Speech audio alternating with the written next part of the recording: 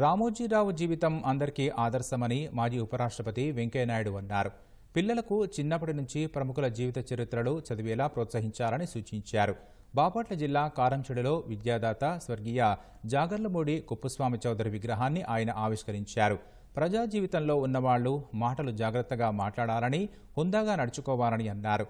వ్యవసాయం మన సంస్కృతి సంప్రదాయమని, చదువుతో పాటు సంస్కారాన్ని విద్యార్థులకు ఉపాధ్యాయులు నేర్పించాలన్నారు. ఆయన జీవిత చరిత్ర లేదా ఇటీవల కాలం చేసినట్టుగా రామోజీరావు గారి జీవిత చరిత్ర ఇంకా అనేక మంది గొప్ప పెద్దవాళ్ళందరూ స్వాతంత్ర సమరయోధులు. కొన్ని వాళ్ళ జీవిత చరిత్రను మనం చదవాలా, మన పిల్లల చేత చదివించాలి. తద్వారా వాళ్ళకి స్ఫూర్తి కలుగుతుంది, మంచి ఆలోచనలు కూడా వస్తాయి. అంటే ఎమ్మెల్యేగా ఉన్నవాడు, ఎంపీలుగా ఉన్నవాడు, ప్రజా జీవితంలో పైకి రావాల్సిన వాళ్ళు మాటలు పద్ధతిగా ఉండాలి, జీవనం పద్ధతిగా ఉండాలి, అలాగే ఇతరుల కోసం పనిచేసే మనస్తత్వం ఉండాలి. ఇవి తగ్గుతూ ఉన్నాయి నేటి ప్రజా జీవితంలో. అలాగే ఆ వ్యవస్థని గౌరవించాలి. చూస్తూ ఉంటే ఆయన చేస్తున్న పనులు మంచివనే భావం మనకు కల్పించే విధంగా మనం ప్రయత్నం చేయాల్సిన అవసరం ఉంది. ఇవాళ రాజకీయాల్లో రావాల్సిన ముఖ్యమైన మార్పు అది. ఒకటి పాజిటివిటీ, నవ్వుతూ పలకరించడం.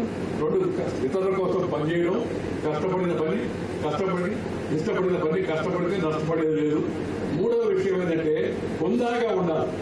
ఎమ్మెల్యే, ఎంపీ అంటే ఆయన మాటలు, ఆయన పద్ధతులు అవన్నీ హుందాగా ఉండాలి.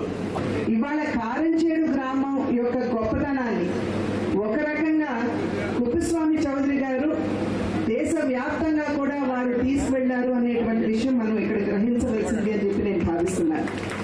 ఎందుకంటే విద్యా వ్యాప్తికి కావచ్చు, ఆలయాల పునరుద్ధరణకి కావచ్చు, తెలుగు భాషకి వారు చేసినటువంటి సేవ కావచ్చు, ఇవన్నీ కూడా వారు చేసినటువంటి సేవ, వారు చేసినటువంటి కృషి ఏదైతే ఉందో ఇది శ్లాఘనీయం అని చెప్పి నేను మీ అందరికీ కూడా